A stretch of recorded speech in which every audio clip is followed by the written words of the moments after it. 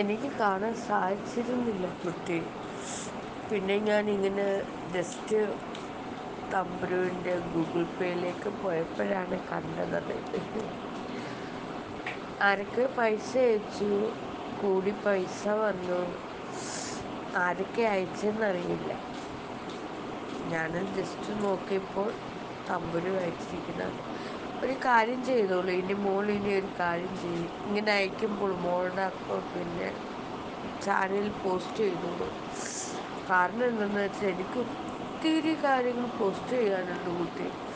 അതിൻ്റെ ഇടയ്ക്ക് പലരും അയച്ചിരുന്ന കാര്യങ്ങളൊന്നും ഞാൻ പോസ്റ്റ് ചെയ്യാൻ എനിക്ക് പറ്റാണ്ട് വരുന്നു. ഒത്തിരി പേര് ഗൂഗിൾ പേ ഒക്കെ ചെയ്യുന്ന എനിക്ക് പറ്റാണ്ട് വരുന്നു. ഒറ്റയ്ക്കല്ല ഉള്ളൂ. മോളതപ്പോൾ മോള് തരുന്നതായിട്ട് പോസ്റ്റ് ചെയ്തേക്കും കേട്ടോ. മറ്റേ വീഡിയോ ഇടുമ്പോൾ തന്നെ ഇട്ടോളൂ. രസമല്ലേ, രസകരമല്ലേ? പിന്നെന്താ ഇങ്ങനെ എന്തോ പറയാൻ വേണ്ടി. ബാങ്കൊക്കെ എങ്ങനെ പോന്നു? ബാങ്ക് പുതിയത് ഒക്കെ തുടക്കം കുറിച്ചോ? ബാങ്കിലേക്ക് പൈസയൊക്കെ വരുന്നുണ്ടോ? അതറിഞ്ഞിട്ട് വേണം ബാക്കി കാര്യങ്ങൾ പറയാൻ. കൂട്ടുകാരൊക്കെ ഉണ്ടോ ബാങ്കിലേക്ക്? കൂട്ടുകാരില്ലെങ്കിൽ പറയൂ, ഞാൻ കൂട്ടുകാരെ പിന്നെ പരിചയപ്പെടുത്താം ലൈവിലൂടെ. നിങ്ങൾ അങ്ങോട്ടും ഇങ്ങോട്ടും കൂട്ടുകൂടി ബാങ്കൊക്കെ അങ്ങ് പുഷ്ടിപ്പെടട്ടെ. കാശ് വേണ്ടേ നമുക്ക്?